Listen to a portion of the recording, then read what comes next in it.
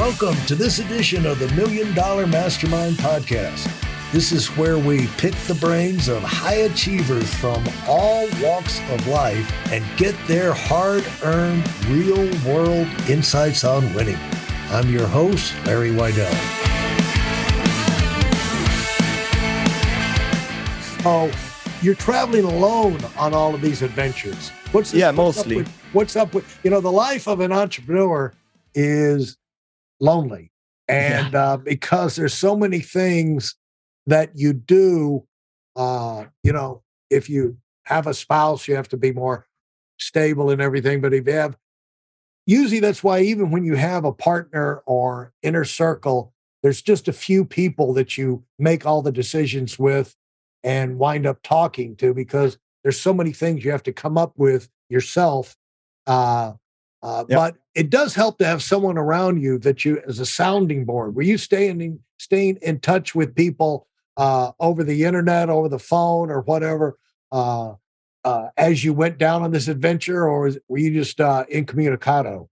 Yeah, I mean, the Africa trip was in 2010, so that was before the iPhone, that was before WhatsApp. So there was only communication via email, and very randomly, very rarely, maybe calls via Skype.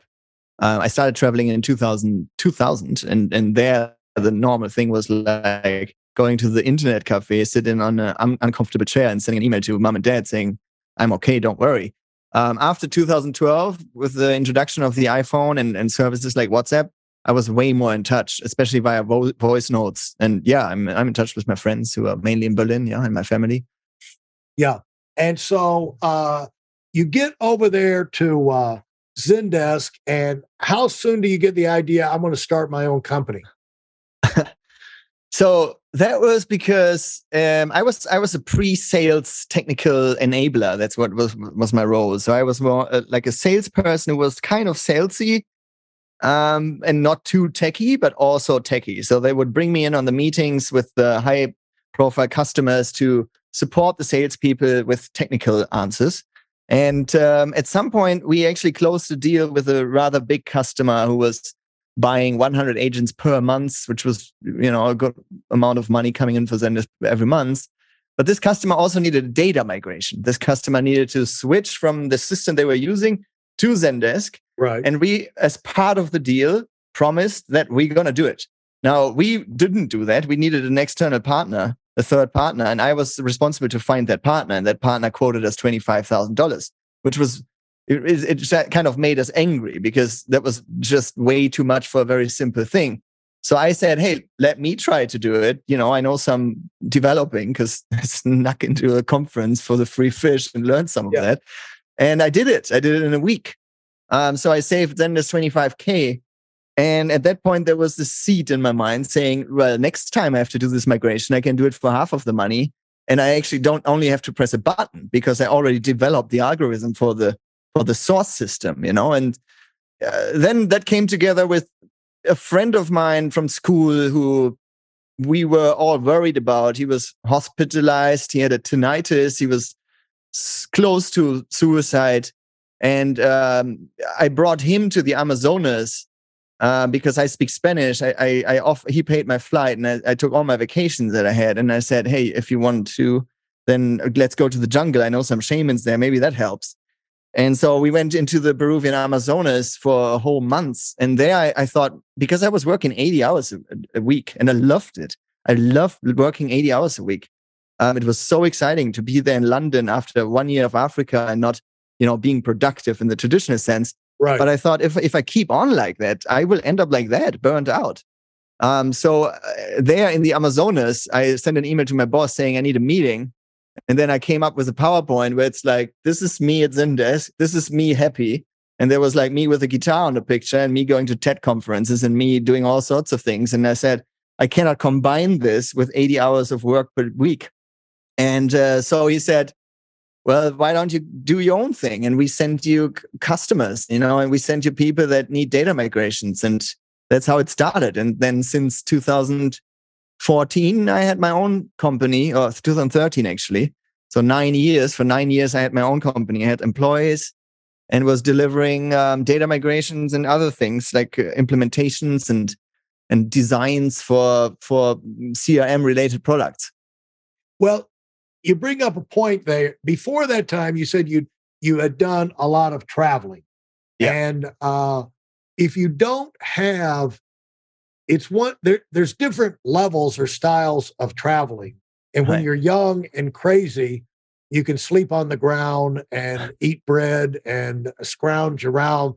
But after 5, 10, 15 years of that, that's not quite as romantic and fun as it was when you're young and dumb and the first time you've been, and at some point the idea should come to you, like, it'd be awfully nice for me to able to afford to do this from a time and money standpoint. And that seems like that was the point, the realization you came to when you were working in London and said, I'm loving it, but I don't want to be doing this the rest of my life. You could see the time coming where you wouldn't be loving it. And you said, how can I make a transition and get to where I can make this pay off for me and do all of these other things that I'm really excited long term? Because the thing I bring this out, Fabian, is people have it in their mind that it's bad to want nice things. Like, you want a Ferrari, bad. You want a nice home, bad, because, that's just materialistic. That's selfish. You want to travel the world, that's selfish. You should be thinking of other people. But why it's good is the fact that if you follow the things that really excite you, it turns on an internal engine, internal motivation, and you wind up being like insanely productive because it allows you to go after things that really light your fire. And what I found is I found a lot of people changed their life because they made up their mind. They wanted a Ferrari. They wanted something wild. And they wanted to live in a certain country or make a certain move. And that's going to require a big level of success and cash. And they jump into their work with a passion and become incredibly productive. And then when they're able to go get the Ferrari or whatever, it's like, it doesn't matter as much anymore, because they've changed their life. They've got other things they're more excited about. But it was that initial dream that caused them to break out of the mundane pattern of just going to work. And you made that break early in leaving Zendesk. That's what I'm hearing. Is that somewhere? Yes. I mean, Zendesk itself was like a big adventure, right? And it only lasted a year, so that's not too bad. And it's not like I actually asked if I can sleep in the office. We were 4 guys in our team. We were just working all the time. We ate in front of the screen. The only time we were not working was when we were sleeping. I didn't go out into bars. I didn't feel I needed it. It was so exciting. It was so much learning. And in 1 year, I learned like 10 years of university. So that itself was an adventure. That was exactly what I wanted to do, but not in the long run, right? And so after that, I just had my own company. I made way more money and invested way less time. And then I just thought, what can I do in terms of optimizing the processes, especially repetitive processes, to bring down the time I need to make that kind of money, so I free up a lot of other time that I can use for whatever I want to do. And I didn't stop traveling. The whole last 10 years where I had my own company, I was everywhere. From the Caribbean to Africa to all sorts of places around the world. And I was working from there, from coffee shops and from co-working spaces and from my Land Rover. I have a Land Rover you can sleep in. I was driving the whole South America with 2 of my colleagues while working from the road. So we made it an adventure all the time. But yeah, the business itself was just a means to an end to get the money in to finance whatever I wanted to do. And for me, the definition of success here is that as long as I can fly everywhere I want, I can spend everything I want, I can invite anyone I want for dinner, and I save some money at the same time, I don't need more. Yeah. And I had that for the last 10 years. Yeah. You said you got some notes here. For a 7-month period, you managed your company out of a Land Rover Defender And while filming a web series for Wired called The Startup Diaries, and where you and a bunch of other founders traveled 17,000 kilometers through 10 countries, did not miss a single conference call. One, actually. During which time got press conference from several Latin America's largest TV, newspaper, radio stations, as well as interviews over a dozen leading digital nomad publications. You delivered a TED Talk in Bogota, collaborated with Wired, produced an 8-part exclusive on running a nomad company. All of this is within 7 months, by the way, out of a Land Rover, on the run.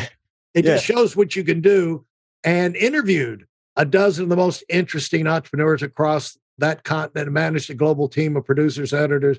See, that's the kind of thing that reminds me. I've always done conference calls, at least one conference call to kick off the week. And I remember when we were starting a marketing organization in 2003 in London, and the organization was in the United States, but I had the cell phone, and I could remember we were out at Windsor Castle, and the only place I could get a signal was standing on a bench at the railroad station at Windsor Castle. And I'm standing up there on the bench, leaning against the wall. All the trains are coming and going, and I'm doing the conference call in the United States. Nobody knew the difference. Been there, man. I had plenty of those. The best story is when I was stuck in the sand with a Land Rover Defender in South Peru, and we had 2 hours to make it to an internet place with a stable Wi-Fi interconnection. We had no internet. We were stuck in the desert, literally. We didn't know how to get the car out, and we were supposed to be on a go live call where the client would start using the app we had developed for them. And so we dug out the car, we used a mechanical winch to get out, and we just raced through the desert and made it into some wooden shack where there's like kids playing Counter-Strike and listening to reggaeton. And we're doing the call, and it's actually over, and there's chicken flying into the wooden cyber coffee shack. And the guys on the other end, we're like, we have connection issues. We can't turn our camera on.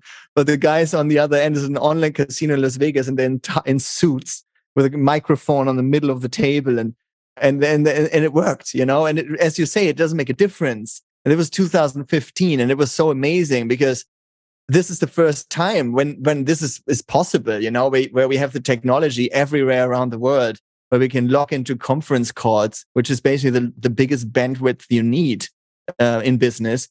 And you can do it from the desert in Peru, and nobody cares if you're wearing flip-flops in Bermudas and haven't showered for 2 days, like we in that situation, as long as the result is great. Nobody cares anymore, at least not if it's innovative new companies with young founders. Thanks for listening to the Million Dollar Mastermind. If you felt there were any valuable takeaways from this episode, please take a minute and leave us a 5-star review. Your feedback is important and really helps us get the word out to a wider audience. Remember, we have a valuable webinar that is absolutely free. Register for it right now at weidelonwinning.com. Thanks for listening.